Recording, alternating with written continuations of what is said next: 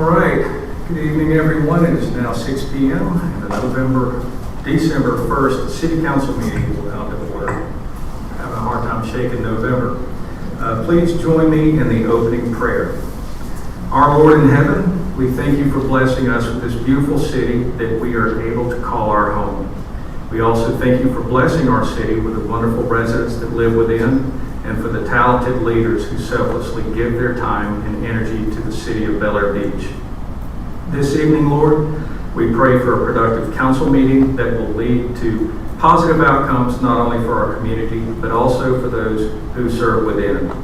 As we celebrate the upcoming holidays, help us remember the everlasting gift of your Son and your eternal love for us. For it is in your name we pray. Amen. Now please rise and join me in the Pledge of Allegiance. I pledge allegiance to the flag of the United States of America and to the republic for which it stands, one nation, under God, indivisible, with liberty and justice for all.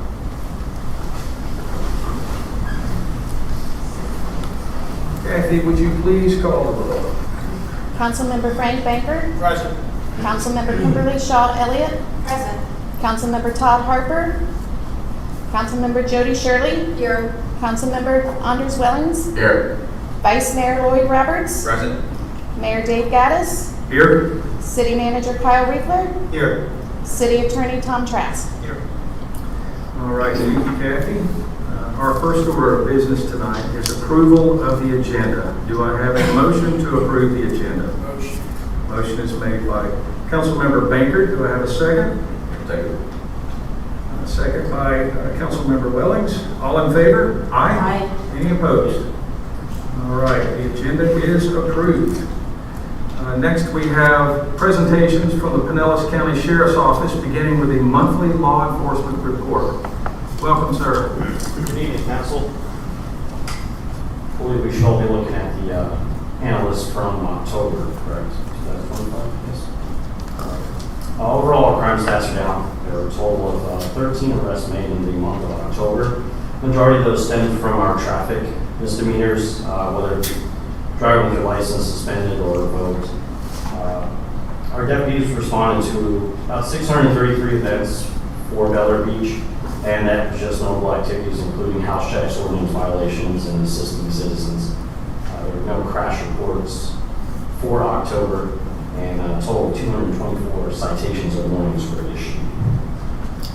Thank you. Before I go to the council, I don't think we got your name. I just Near zero, sorry. Okay, and your rank? Sergeant. Sergeant, okay, Sergeant, thank you. Council, questions, comments?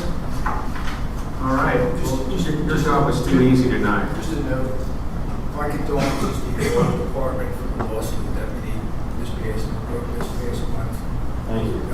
It just goes to show you that it was just a simple, like serving a warrant or whatever inspection. We have a code enforcement officer that gets in heated arguments. You guys make me sleep well. I just think. Yes, sir. We I appreciate it. feel so horrible when you hear something like Yes, sir. Thank you. Thank you, Sergeant. All right, now we are on to the monthly code enforcement report. Deputy Trump, welcome.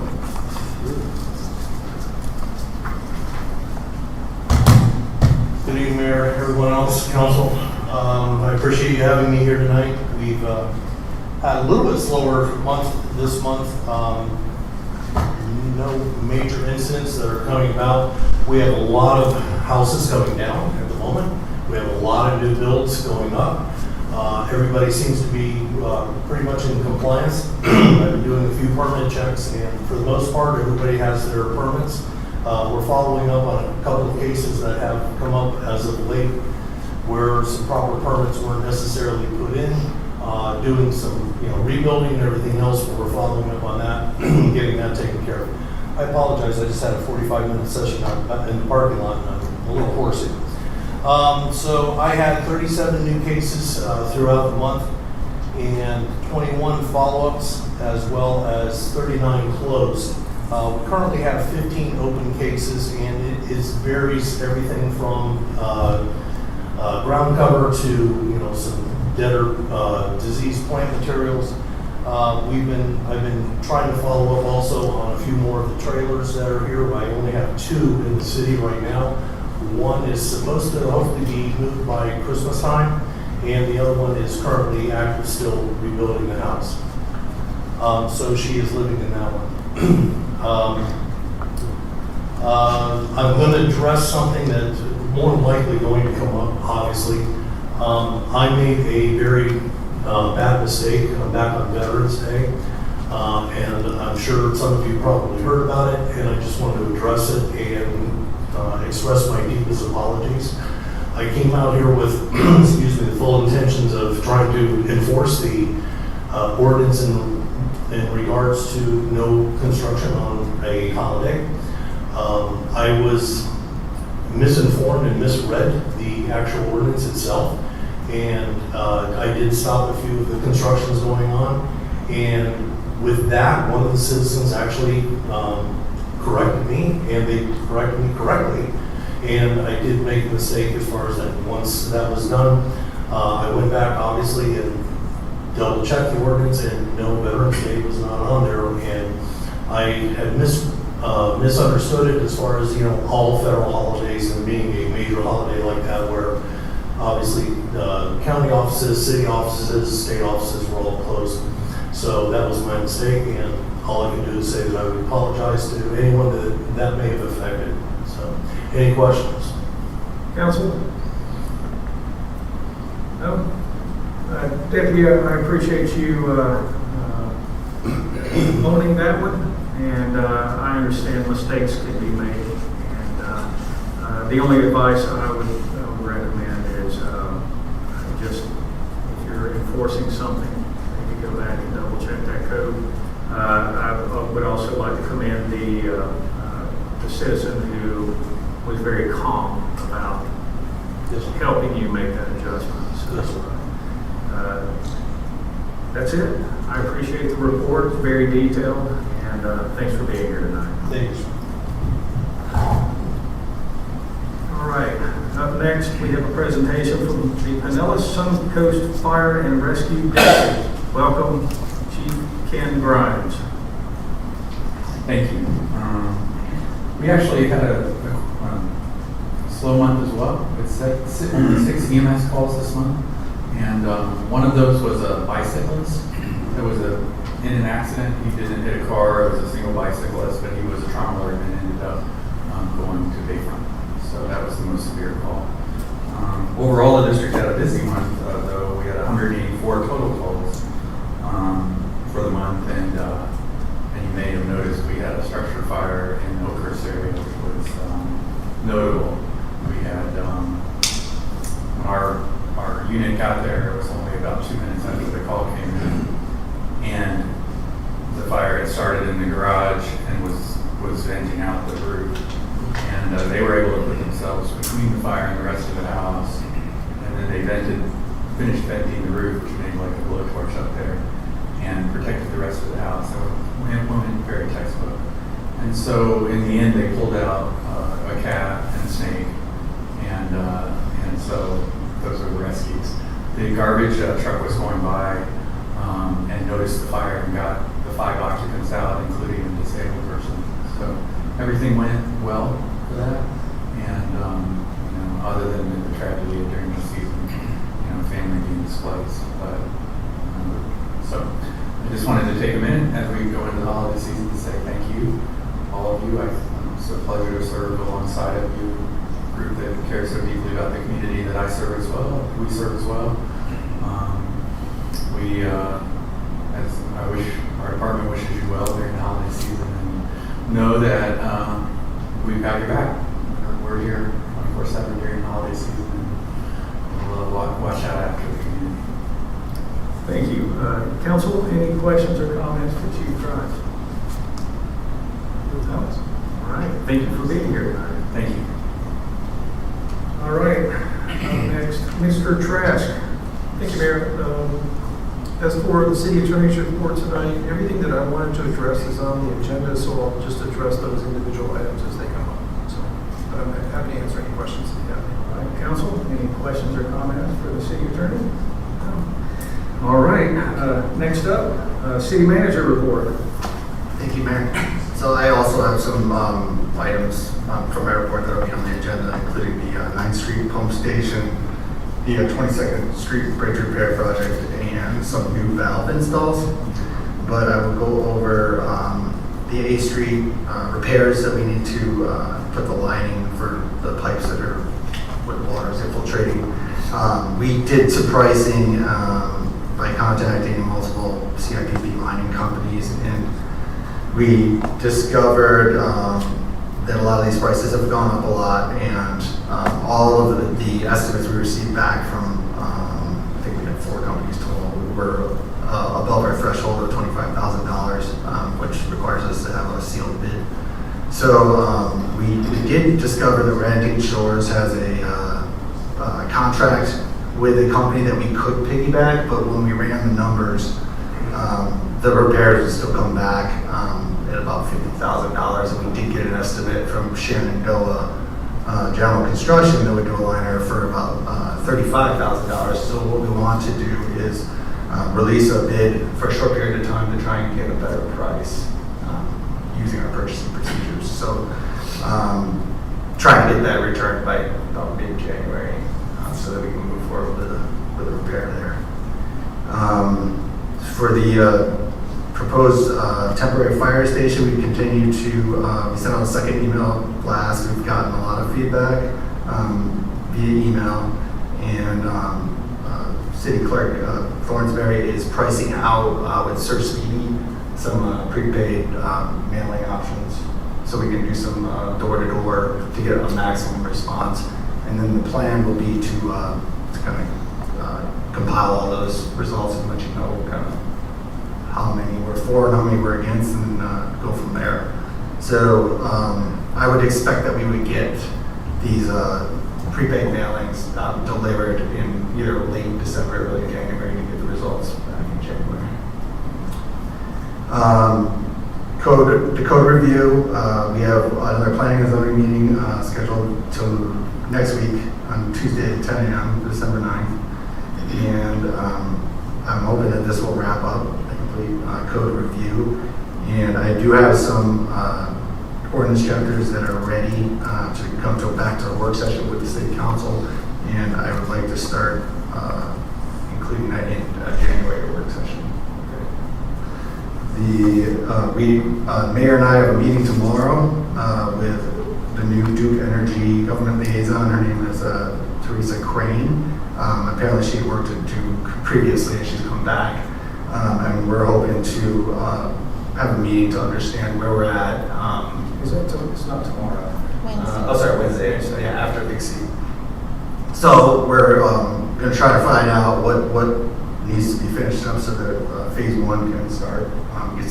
Get some dates of hopefully that they can commit to getting phase 1 started and starting the conduit on phase 2. It's been stuck kind of at a sticking point now for over a year. We're trying to move that forward. So hopefully on Wednesday we'll be able to get some dates from Duke. We're still working through the substantial damage properties. I got about 9. I actually did get one reevaluation submitted today. I'm following up on, so that will lower me another one. I feel that after the new year, these remaining, I've sent sort of informational notices to these properties. I haven't got much response. I do get a response when I do go to a code violation, so I think coming January we're going to have to do code violations on the remainder. And then we'll also be doing a wave of emails for properties that we suspect needed to get repairs that did not pull a permit. That is part of the kind of follow-up process that FEMA expects us to do. So we'll be sending out probably about I'd say around 60 to 70 letters to properties that we haven't seen a permit pulled for. And then we'll see what the response is for that. And then lastly, for the stormwater improvement project, we did get that final valve that needs to go in at the swale to protect the residents of Cedar and Spruce. I gave them a deadline of this week to get it in, or else we'll just put it in. And it looks like this Wednesday at 7 a.m. they're going to be here to get that last valve installed. And then I have some follow-up items that we have to hash out. There's remaining on the original scope of the project, and I'd like to do that after we get this valve installed. And then I'd just like to mention, I put some vacation leave, a notification I'll be out of the country from December 11th to December 23rd. Council, any comments or questions for the city manager? One question, please. Regarding the FEMA program, is there any status on the opportunity to get some assistance of the type that went directly to the community to be able to be sent down to citizens? The money that was received from the state to the county? Yeah. The county has advertised all the opportunity, like the programs that they're offering for that money. I did see some that could apply to Bel Air Beach. I don't know the exact ranking of how they're, prioritizing those, but I would encourage that our residents to apply because they have these programs to get through the initial money, but I know that there's a lot of funds, and if those funds aren't used, they'll be available in some other forms. But there was another program, as I recall, that didn't give funds directly to citizens. It was one in which the community got the funds and then chose how that was going to be distributed. I believe that they did survey us in the LMS group where each city said, either if they preferred that the money went to the homeowners versus an infrastructure project, and the Bel Air Beach was responsible if we wanted to go to residents first. I'm not exactly sure which funding you're talking about. I'll have to look again. It's just something that I recall when we were talking, but I know there was a program like that where it was not directly to individuals. It went directly to the community instead. Okay. Yeah, usually the hazard mitigation money through the LMS program is given out for projects for the city as well. And then previously, before they started the Elevate Florida program, when they did do residential projects under the HMS mitigation, the city did have to handle those applications. So maybe that. And I'll look. Is that what you're talking about, the old system before Elevate Florida? That the city, you would apply through the city for funding that? I believe it was an alternative one, but it just came to mind when he was talking, so I can look for more specifics. Can I ask the council to pull your microphones closer and speak directly into it so it's recorded and I can hear you? All right. Any other, yes, Councilmember Wellington? On the 101 Cedar Drive, the fire station, how many responses have we got, do you think now? Maybe what rough percentage of the residents? I just look at my email quick.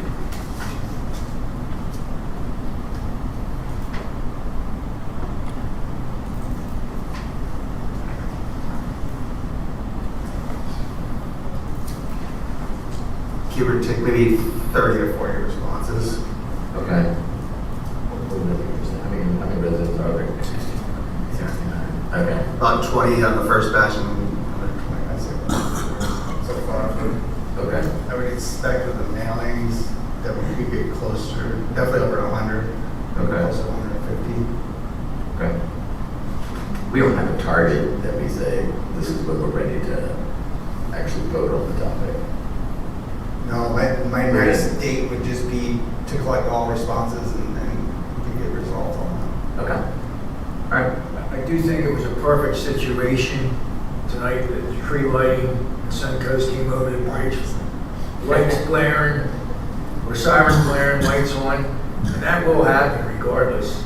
And Chief Grimes did give us his word, and I believe it, that there wouldn't be any lights or sirens on until that thing had got lowered, unless during the day they couldn't get out. All right. Any other questions or comments for the city manager? No. All right. I think Kyle. All right, up next, Ms. Thornsberry. You have a city clerk report for us?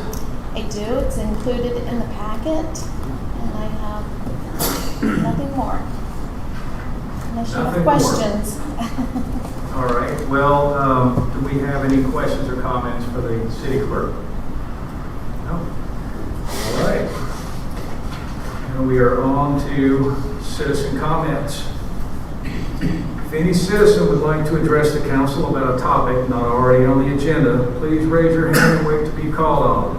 We ask that you limit your time to no more than 3 minutes, and remember to direct all questions and comments to the council. If any council member would like to respond to citizen comments, please hold your responses until we reach council comments at the end of the meeting. Would any citizen like to address the council about a topic that is not already on the agenda? Yes, ma'am. Please come right up. Please give us your name and address, and then we'll hear your comment. Hello, my name is Eileen Woodside. My address is 501 Causeway Boulevard, directly across the street from this building. I'd like to comment about the property 1001 Cedar held by this city. Bel Air Beach has owned the property since 2006. It was purchased as a temporary place to house the city hall during the demolishment and building of a new city hall. The house was purchased for $130,000. The just value was $177,000 at the time. During 2009-2010, the real estate market was depressed, and it was decided to wait until it rebounded. Notice the market did rebound years ago. The new city hall was completed in 2009. Currently, the property is used to store equipment. This appears to be an excessively expensive storage method, considering the value of the property in Bel Air Beach. There is concern regarding the fiscal management of this property that is to be used for the proposed use of the fire department. Some of the concerns are, number one, possible tax revenue was lost due to being removed from the taxable property for the past 19 years. Possible tax revenue was lost due to the payment of utilities for the past 19 years. Possible tax revenue was lost due to maintenance costs.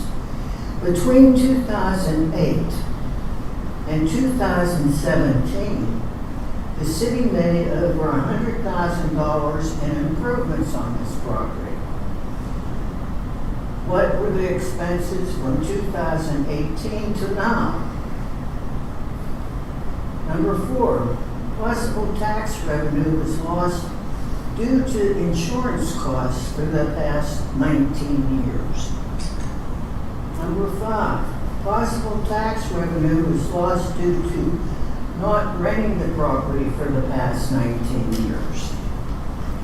Number six, possible tax revenue will be spent for the cost of remodeling for the fire department, which will result in significantly reducing the value of this property.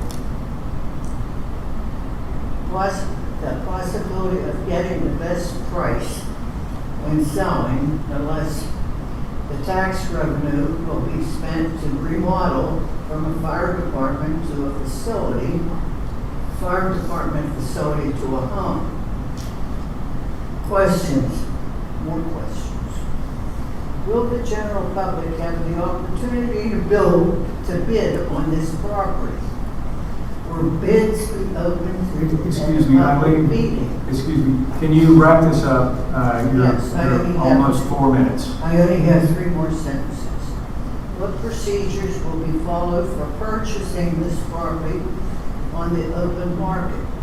What real estate firm will be used? What is the assessed value of this property? Is it to be advertised on the open market? Will bids be received? Was a real estate firm involved? Will the funds be allocated for the reserve account? Thank you for your attention to these matters. Thank you. All right. Who else would like to speak? Yes, please come up.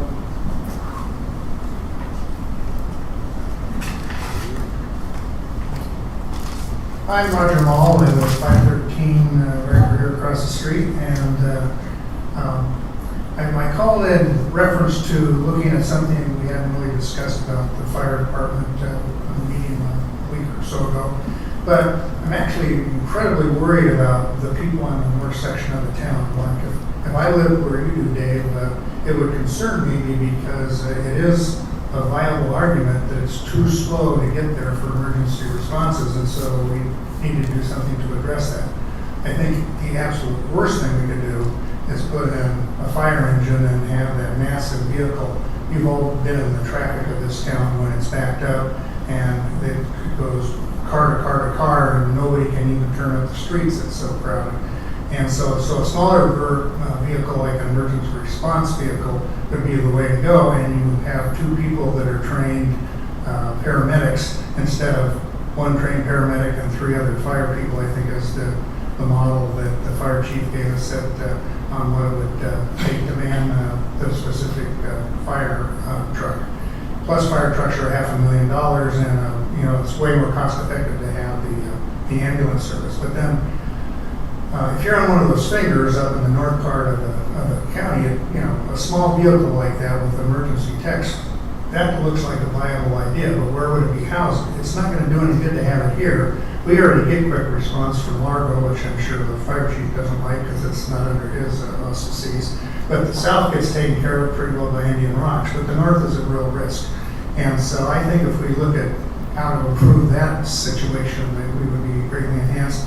Plus, we also, if it was at the marina, and we just had a little truck there for whatever the team was, for we could also consider even having an emergency response boat, because there's a great deal of property, if it's crowded, that they could get to very easily by going around and servicing right off of the dock of the boat if it's very crowded. I don't know the feasibility of that, I'm just throwing out ideas, but it looks like if we go smaller instead of bigger, it would be way more cost effective and probably save way many more lives. Thanks, appreciate it. Thank you, Mr. Mall. Other citizen comments? Yes, sir, please come right on up. Yes, good evening. My name is Peter Malik. I live at 205 Harrison Avenue. I want to address something that was brought up at the last council meeting. It was on the agenda, and that's about the possibility of declaring bamboo an invasive species, as it has been in many, many states and municipalities throughout the country. We don't have that in Bel Air Beach, as I understand it, and I'd like to know what has been done, what's been discussed, and where we are with that. Anything else, sir? No, that's it. All right, thank you very much.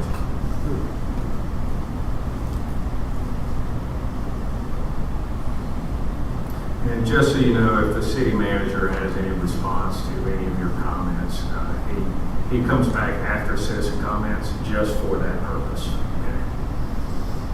Anyone else? Yes, ma'am. Please come right on. Hi, my name is Pam Garcia, 2238 Denali Drive. I just want to say that I'm very excited about the possibility of having a fire station close by. I live on Donato, as you just heard, and I think that the value of our homes would go up. I don't know by exactly how much if we had higher response time. And that's something that I was excited about, being that the value of our homes have gone down recently with the hurricanes. Also, too, I'm pretty sure that our home insurance will probably go down, having a fire station close by. So I'm definitely in favor of it. Thank you. Thank you, Ms. Garcia. Any other? Yes.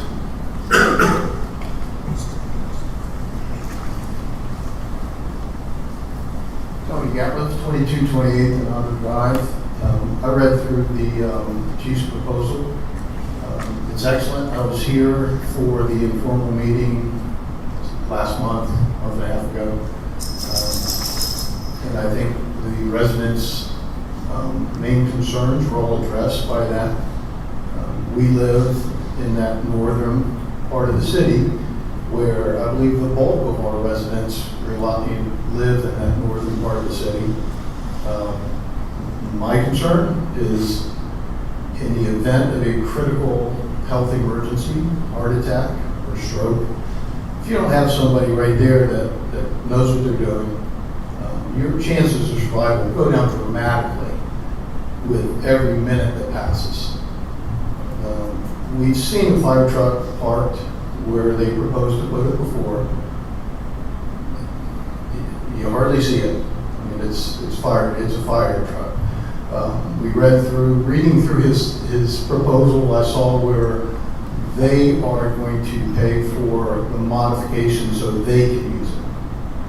I guess the city, we still have to repair it from the flood. Is that correct, Bob? Yes. But as far as it getting prepared for them, for the firefighters, firefighter paramedics who live there, that's on their dime. At least that was my understanding. But we are 100% in favor of it, and that's it. Thank you, Mr. Galiff. Other comments? Yes. Cheryl Gray, and I'm on 9th Street, and I just want to, from the southern side of the city, I do support the fire station being temporarily housed there in the community, and primarily for the life-saving issues. The second thing I want to comment on today is I know that I think it's number 14, you're going to vote. I'm sorry, if it's about an agenda item, you'll have to comment during that item. Thank you, Dick. Thank you. Yes. Welcome. Thank you. My name is Marlena Granger. I live at 920 Cedar Drive. I would like to know what the long-term plan is for the property on Cedar Drive that's owned by the city. It was purchased for temporary use by the city for the personnel who were while this building was being constructed. It would seem to me that it would make sense to turn the property back into a residential property, sell it, and use the money for drainage for the city, which we desperately need. Nobody seems to respond when I ask what the long-term proposal is for this house. I'm sorry, we don't respond during citizen comments to keep things moving. This is and from there a will be letter that I Ma'am, sent I'm out. going to have to ask you to stand down. I'm perfectly happy to. Thank you. Any other citizen comments? All right, citizen comments are now closed. City Manager Riefler, if you have any response to any of the discussion that just occurred? Just a question on the bamboo.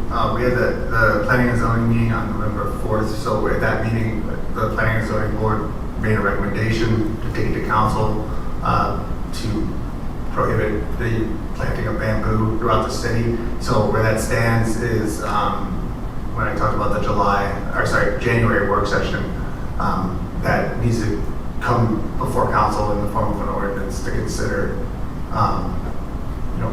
outlawing bamboo. So it was recommended by the planning and zoning board, which is part of the process, but where it stands now is the council would need to approve. Council, do you have any questions or comments about the city manager's last comment? No? I have a question for you based upon the citizen comments. Tom or Kyle, or both of you, is it even possible to sell property, or does it have to go for a referendum to the entire city to eliminate property? If I recall the code correctly, I believe it needs to be voted on by the citizens. Yeah. Okay, that's what I thought. I just wanted to confirm that it wasn't just a simple, let's put it up for sale. All right. Anything else? Okay. All right. Thank you so much. All right. Now we are on to the consent agenda, items 9 through 11. This is for approval of the November 3rd, 2025 City Council meeting minutes, the November 10th, 2025 City Council special meeting minutes, and the November 17th, 2025 City Council work session minutes. Do I have a motion to approve? So moved. Who was that? Jody. Okay. Motion is made by Councilmember Shirley. Do I have a second? Second. Okay. Make it easy. Making it easy on me. All right, all in favor? Aye. Aye. Any opposed? All right, the consent agenda passes. All right, now we are on to the regular agenda. This is item number 12, consideration of resolution 2025-11. Tom, would you please read the resolution and give us a brief explanation as to why we need this? Mayor, Commissioner, council members, this is Resolution 2025-11, the resolution of the City Council of the City of Bel Air Beach, Florida, opting out of providing the 80 to 120% AMI missing middle property tax exemption to developments that would otherwise qualify pursuant to House Bill 7073, providing for an effective date hereof. Background on the resolution is that when the Live Local Act was created, it provided for new affordable housing property tax exemption. We call it the missing middle property tax exemption or multifamily middle market exemption. That act provided 2 different tiers of exemptions for developments that have at least 71 or more affordable units in them that earn up to 120% of the area median income, which is the AMI. Those units within an eligible development that serve households between the 80 to 120% AMI can receive a 75% tax exemption, and units that serve households below 80% AMI could receive 100% tax exemption. In the 2024 legislative session tax passage package, the newly granted ordinance provided that taxing authorities have the ability to opt out of this tax exemption for developments within their jurisdiction. The City of Bel Air Beach meets all of the requirements necessary to opt out of the exemption, and I have prepared this resolution to allow you to opt out of the exemption, which would mean that you would retain all tax dollars for uses other than affordable housing, if in fact a development ever came forward that could provide a development of at least 71 units. There's a lot of cities that have opted out. The unfortunate thing is that this resolution has to be adopted before January the 1st, and it would have to become effective January 1st, and it would be effective only for 1 year.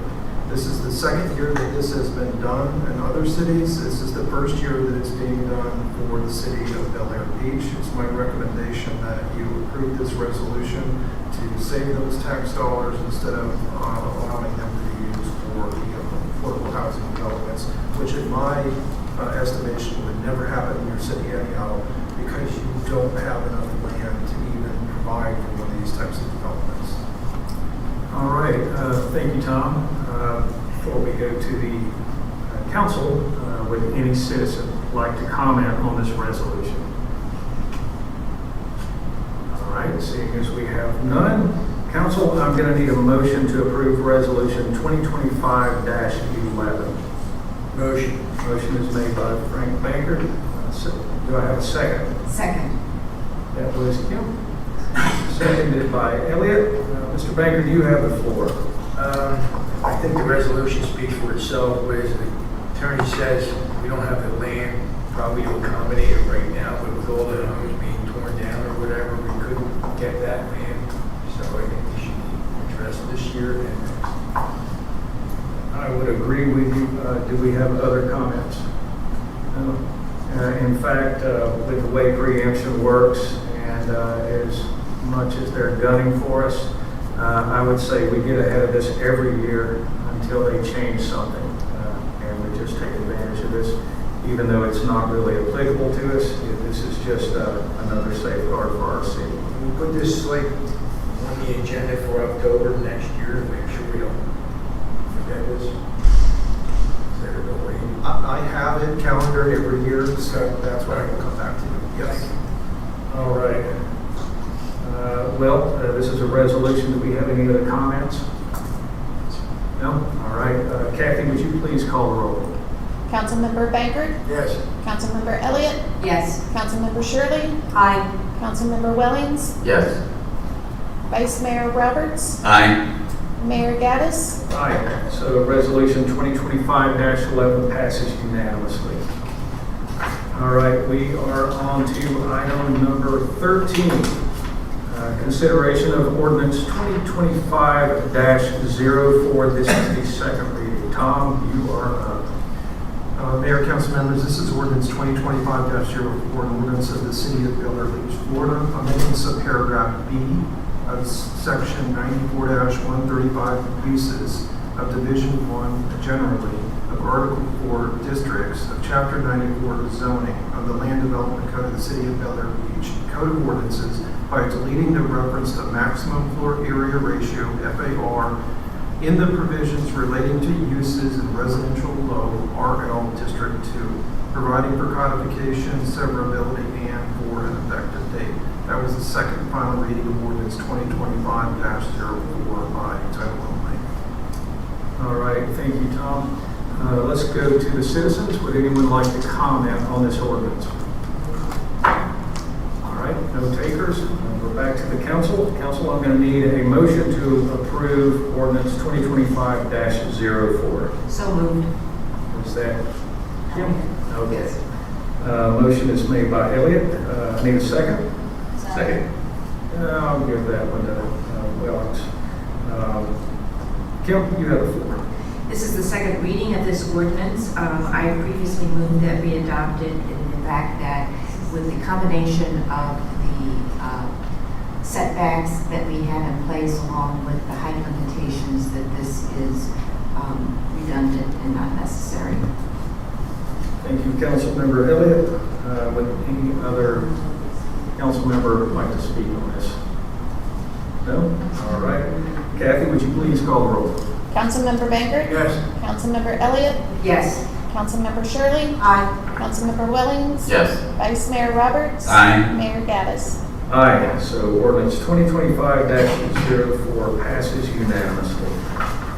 All right, now we are on to item number 14. This is consideration of awarding project bid B25-02 for the 9th Street Pump Station to Kaminga and Ruud-Buits Incorporated in the amount of $439,920.80. City Manager Riefler, you are up. Thank you, Mayor. So, in my memorandum, I just rehashed where we started on this project back in February 2024. February 6th, we actually did the purchase order for the design and evaluation for a pump station on 9th Street.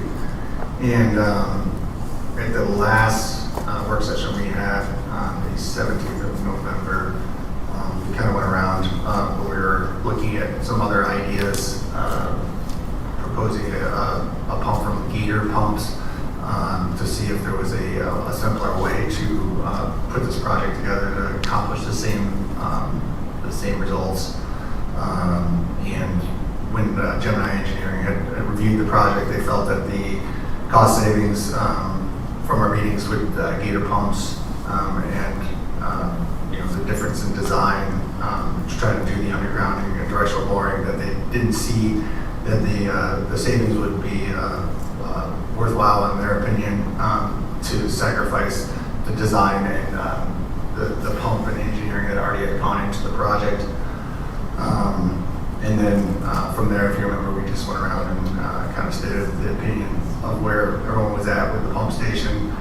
The reason I'm putting this on the agenda is we did bid it out and have received responsible bids. We have a low bidder from Kaminga and Woodwoods Incorporated. They're pretty good. They're a company that's done work for us in the past at the 12th and 13th stormwater project.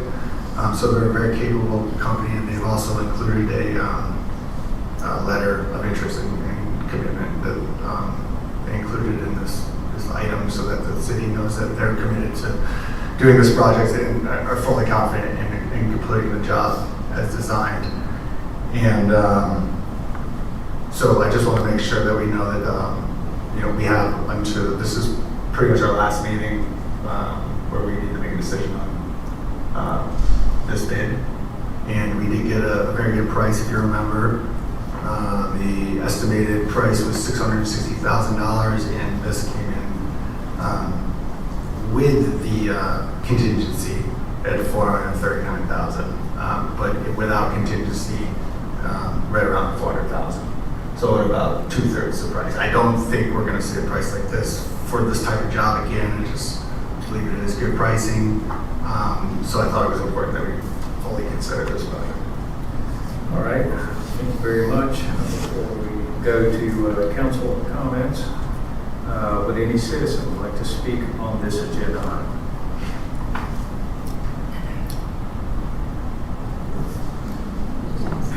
Sir, go right ahead. You're already up. All right. James Casper, I'm on 105 9th Street. We've been there since 2009. Definitely seen on some of those big king tides where the water cannot get out of our street, which then prevents access to the park for sandbags. As people drive up and down the street, it pushes that water into people's yards. So I'm speaking in favor with the, not being a hydrologist, but being in construction industry, understanding that it would be good to get that water out of the street and into an infinite basin, which I understand that the way the pump, and correct me if I'm wrong, but the way the pump works is that it'll be emptying into existing stormwater basins, which then empty into the bay, being the stormwater basin that's just behind us. So I am in favor of it. I think it's one of those things that this is one of the rare streets that actually has access to stormwater without having to go through the seawalls and through stormwater piping. So if I'm not understanding that correctly, anything that anybody can explain to me would be helpful, but I am in favor of it to keep access open to the park during those events so we get the water off the street and damaging the asphalt that we just had done and having a safe environment. So. Thank you, Mr. Casper. Other citizen comments? Yes, please come up. Just to reiterate what I've said many times, and that is I am in favor of the pump, and number one, to make this street more passable during any storms, and number two, just to protect, I just put landscaping sod down for I don't know how many times because of the stormwater that keeps coming up into my property. And that's totally selfish, but it's not something that we can change if we don't put those pumps in. Thank you. For the record, can we have your name and address one more time? Cheryl Gray, 118 9th Street. Thank you, Ms. Gray. Eileen, please come. I'm sorry you keep getting passed by.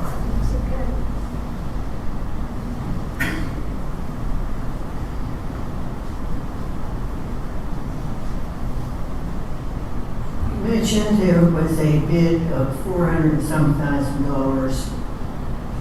I'd like to know, why aren't the bids open at a public meeting? When are the bids open? And isn't the public attending? For transparency, my experience has been in the past at board meetings, that's when bids are open, and way there isn't any question of changing the bids or anything else. Thank you very much. Other citizen comments? All right, citizen comments are now closed. Council, I'm going to need a motion to award this project bid to, we're going to call them K&R. Would anyone like to make a motion?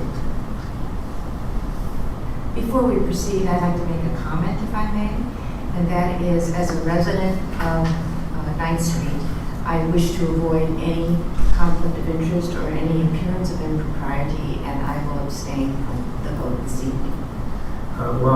Since you're addressing the council, you are entitled to express your opinion on the upcoming, even though you haven't, no one's made a motion at this point.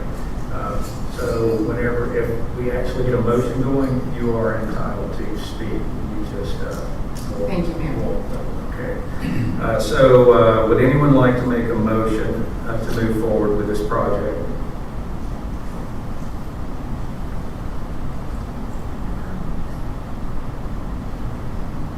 I guess I'll make a motion for it.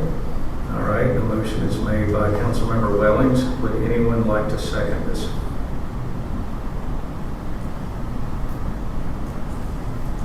All right, the motion dies, and I'm not allowed to participate in the motion, so that's it. All right, now we are on to item number 15, which is to execute a purchase order to Gemini Engineering and Sciences for the scour assessment and structural evaluation of the 22nd Street Bridge in the amount of $62,945. Mr. Reaper, you are up. Thank you, Mayor.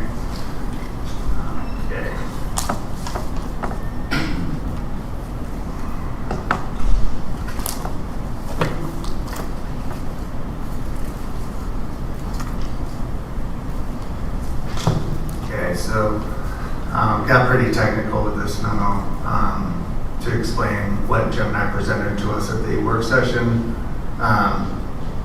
So this is laying out the next steps, which they felt was after talking to FDOT, talking to bridge design companies that are approved by FDOT, and getting the answers we need as far as how bad the scouring is and if the bridge is compromised. They're recommending we move forward doing, let's see, we're first going to go on the phase 3, but they did not feel that the non-destructive evaluation, pile integrity testing, and ultrasonic was going to produce enough information to make it worthwhile. So they thought it would most likely be inconclusive anyways. So the recommended procedures is to move forward with their proposal, which is to establish, they're going to hire a subcontractor, which they provided the information on.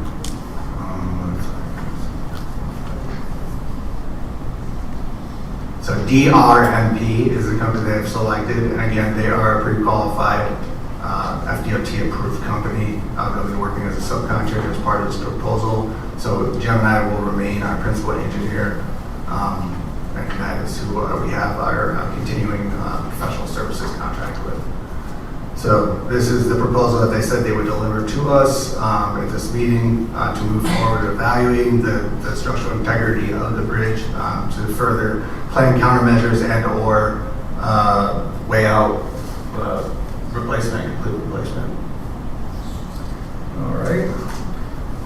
Would any citizen like to speak on this particular agenda item? All right. Citizen comments are now closed. Council, I'm going to need a motion to approve a purchase order to Gemini for evaluation of the 22nd Street Bridge.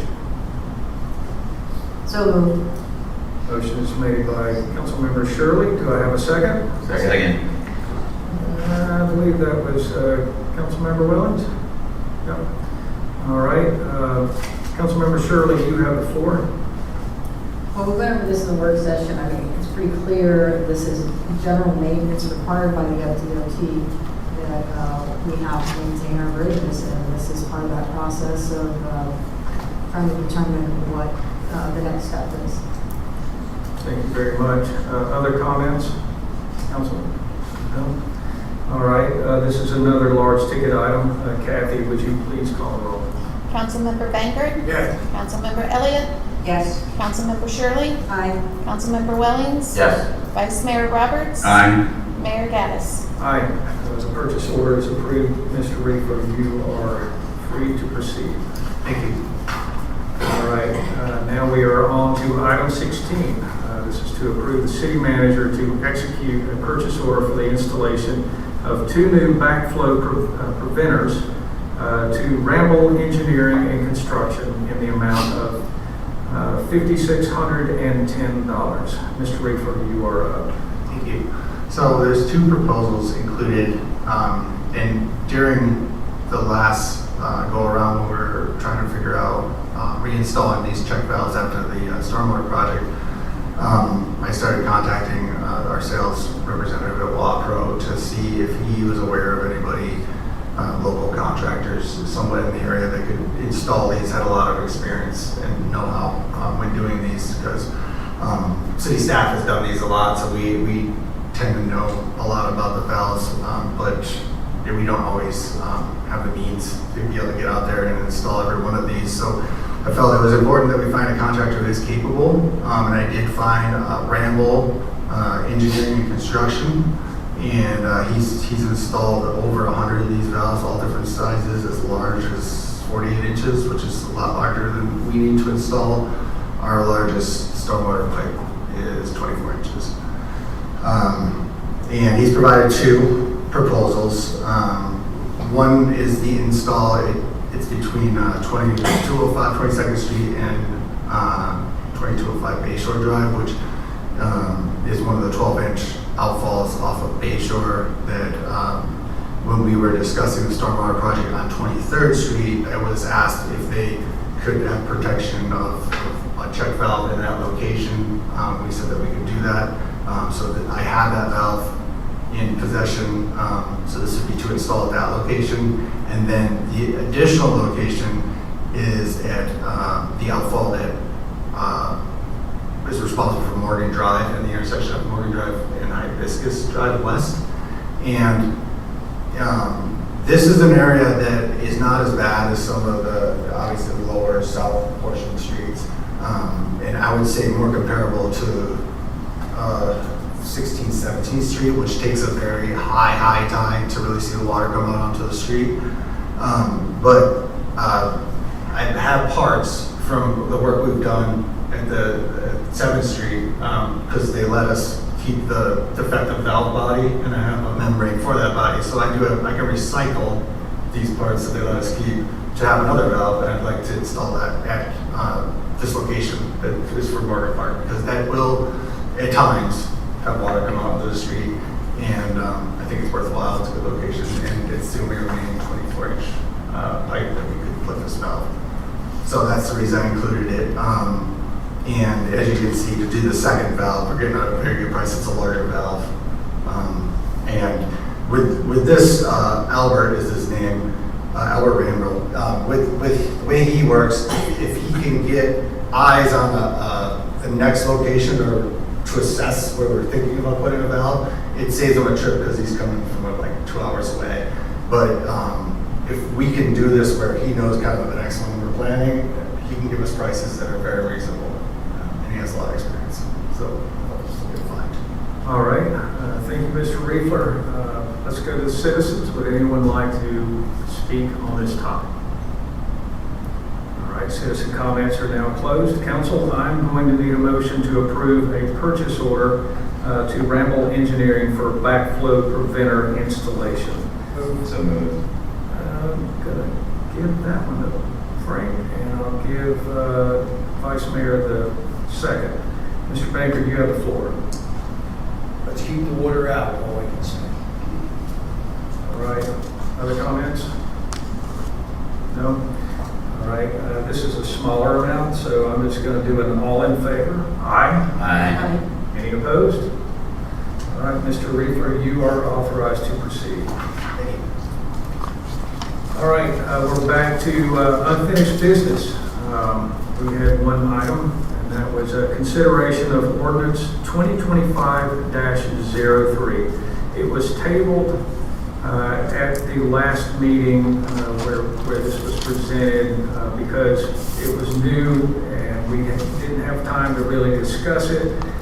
So I'm hoping everyone has had time to review this, and I will say that,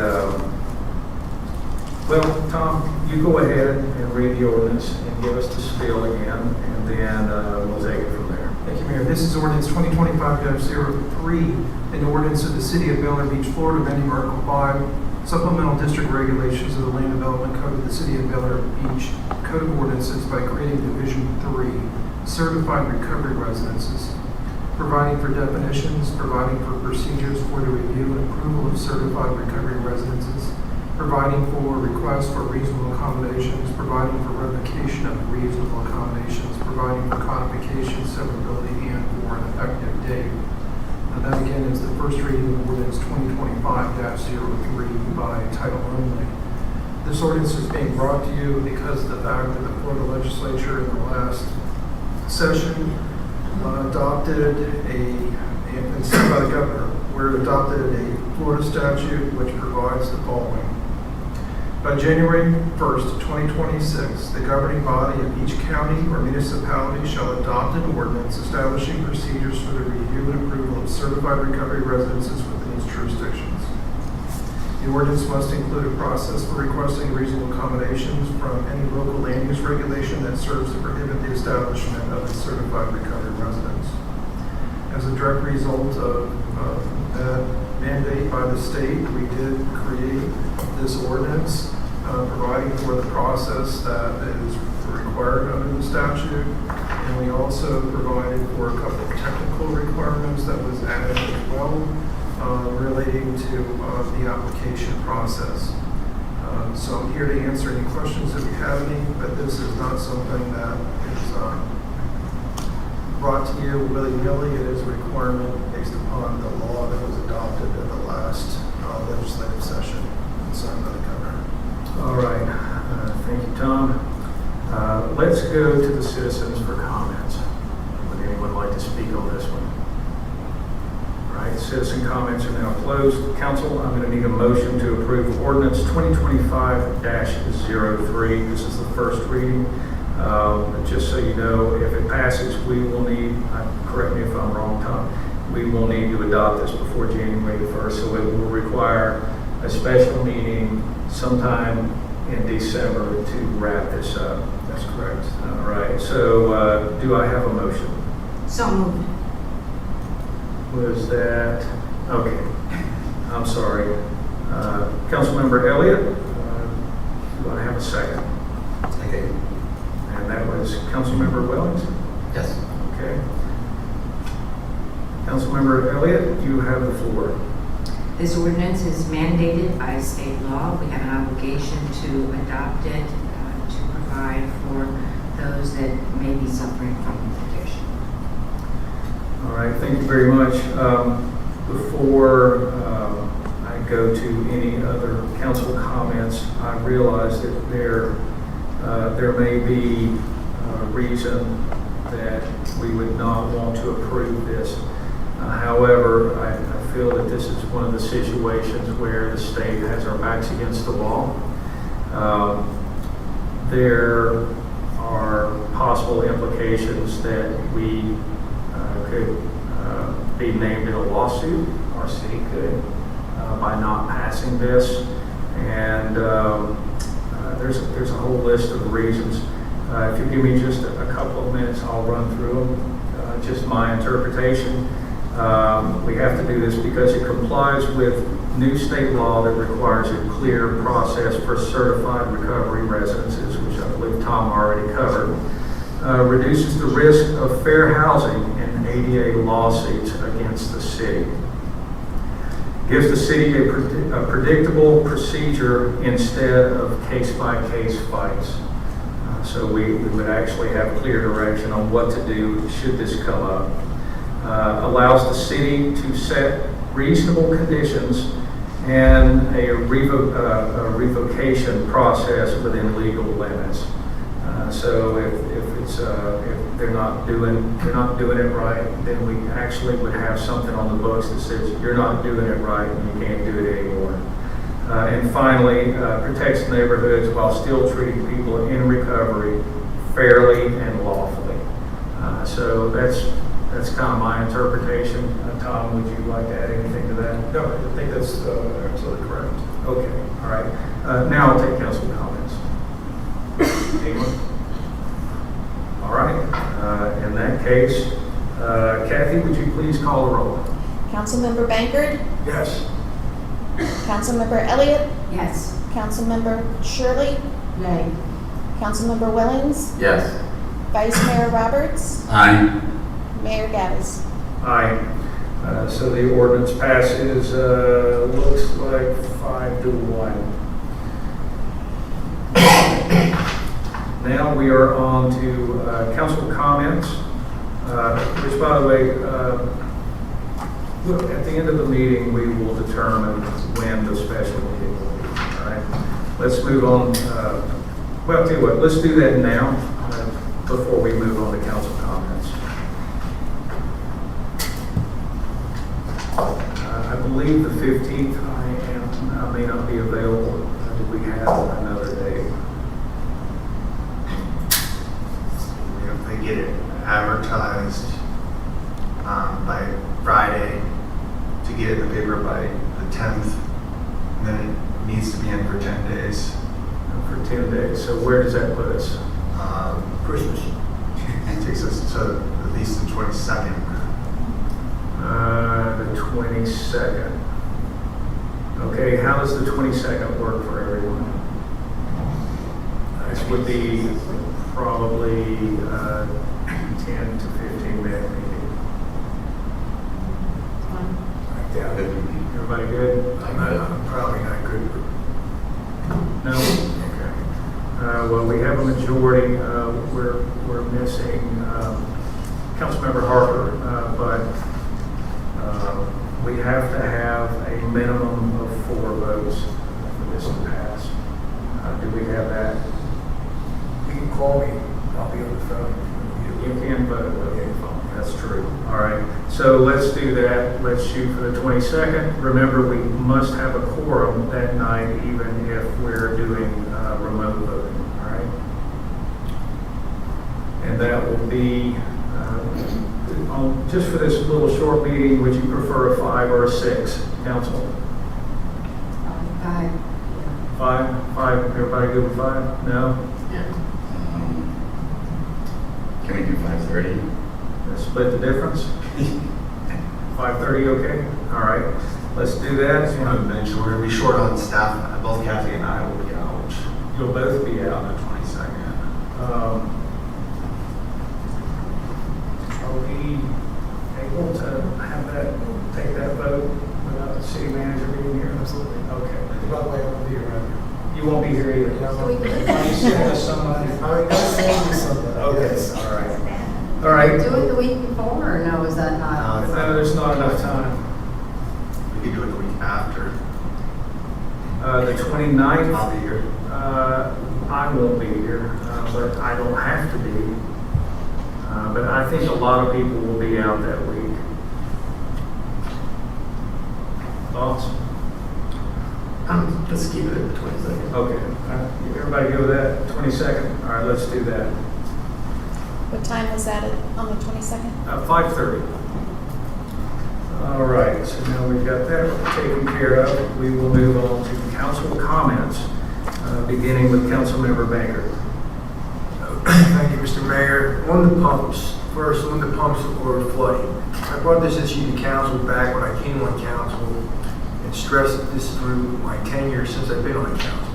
I just want to give you a brief history. The pump in the bid tonight before council was suggested by MWI Pumps in 2023 after many residents had flooding after Hurricane Idalia and the December storm of 2023. That flooded again some residents out of their homes from 1st to 8th Street. The pump was presented to council to be in a series of pumps to reduce or eliminate flooding in all prone areas in a tropical storm producing 6 to 12 inches of rain. This pump was not to be used for nuisance flooding. The pilot project that was in this bid was further to be entertained in pumps in place during the stormwater repair projects of 2024 on 9th Street, which did not happen. Members of council and myself met with the engineer earlier this summer about rain events and can continue to talk about the pump at 9th Street. I suggested that we seek using a 6-inch pump. Let's attack a few streets, which would reduce nuisance flooding by way of trenching or directional boring an 8-inch flow pipe to a discharged city property area, or we should scrap this entire project and address the worst areas of flooding in the city. That suggestion did not go anywhere.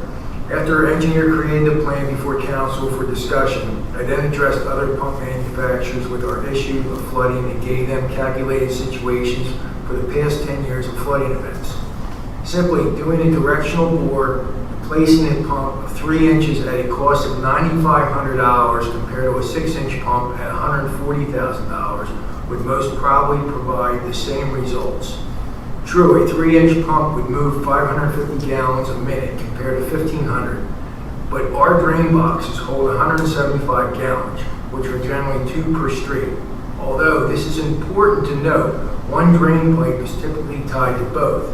A 6-inch pump further needs about 5 inches of fall per 100 feet, with an 18-inch pipe supplying it. Looking over the plan, I do not find the slope addressed. If we do not have enough fall, the size of the pump we were looking to purchase would have run sequences and could have damaging effects in the long run if a pump does not run at least 5 minutes. At our work session, our engineers have noted my proposal or directional bore could cause issues of underground utilities, and that is why they suggested a cut and trench plan. This is malarkey. First, the entire Gulf Boulevard has been underground the length of our city for underground wiring. More importantly, call before you dig. 811 has been around since the 70s to locate such possible hazards and to provide a route to eliminate the hazard. The cost for this location service is nothing. It's paid by the utility companies. I further spoke to Gator Pump and an outside engineer, which our engineer and city manager involved in these discussions. This outside engineer primarily only deals with pumps in areas like our concerns for over 30 years and gave us 3 hours of his time for free on the idea of the MWI pump versus the 3-inch pump or a 6-inch pump, along with our engineer design. In his words, he noted, "We are willing to spend over $250,000 on a problem a farmer could fix for $25,000.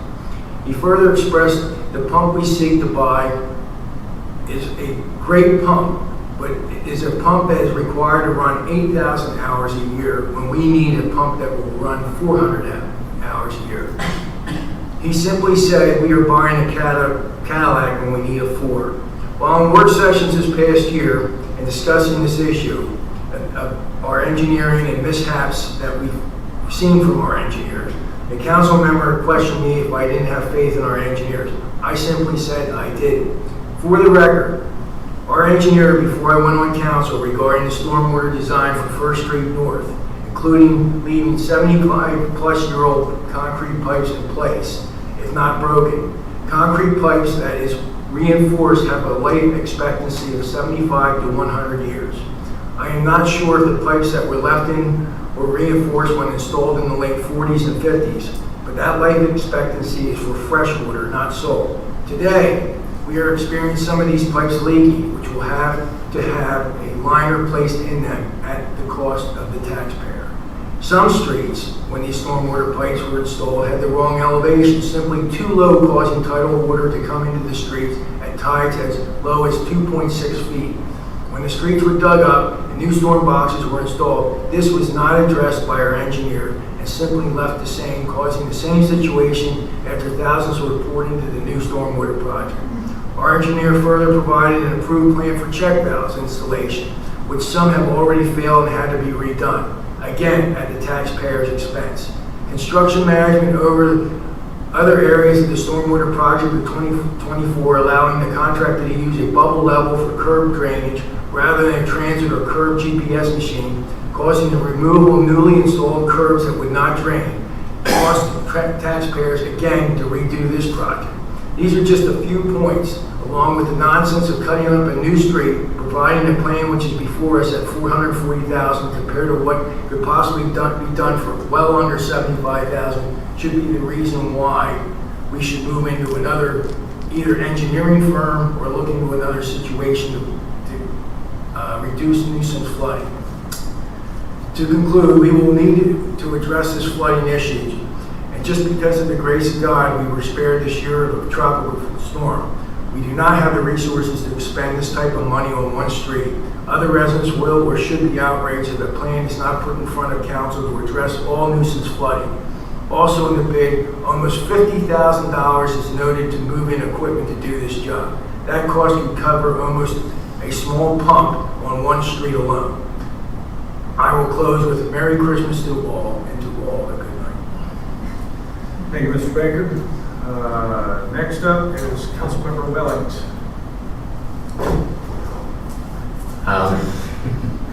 Well, I think I'll just leave it as everyone have a very good holiday. Thank you very much. All right.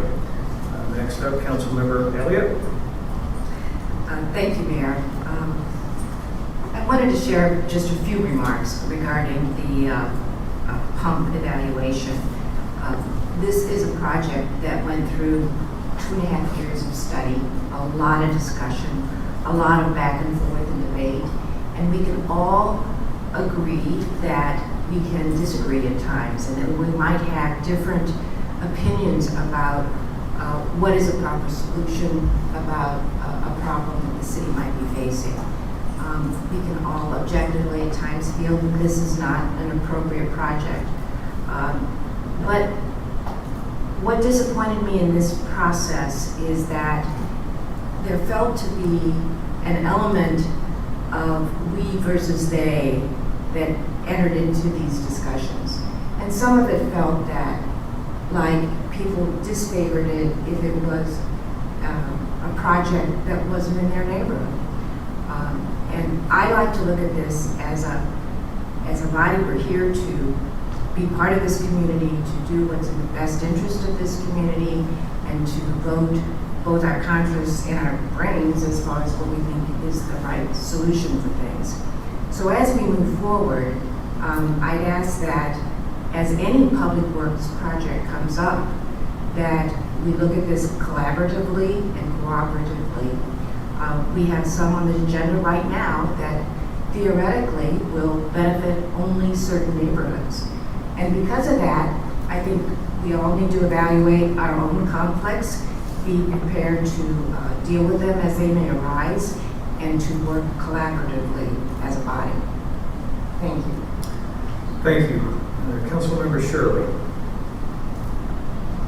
Well, we should have a tree lighting every meeting because it was a nice turnout tonight. Thank you all for attending. It was a great event. Thanks to the Parks Committee for putting on the event. You guys are doing a great job. And I hope everyone has a wonderful Christmas and time with your family. All right, thank you. All right, next up, Vice Mayor Roberts. Thank you, Mr. Mayor. Just under the title of transparency, I just want to take a couple of minutes to share with everyone why I did not move forward with a vote for the project for the pump system. And it has really nothing to do with who lives where, but in my opinion, it has everything to do with the cost.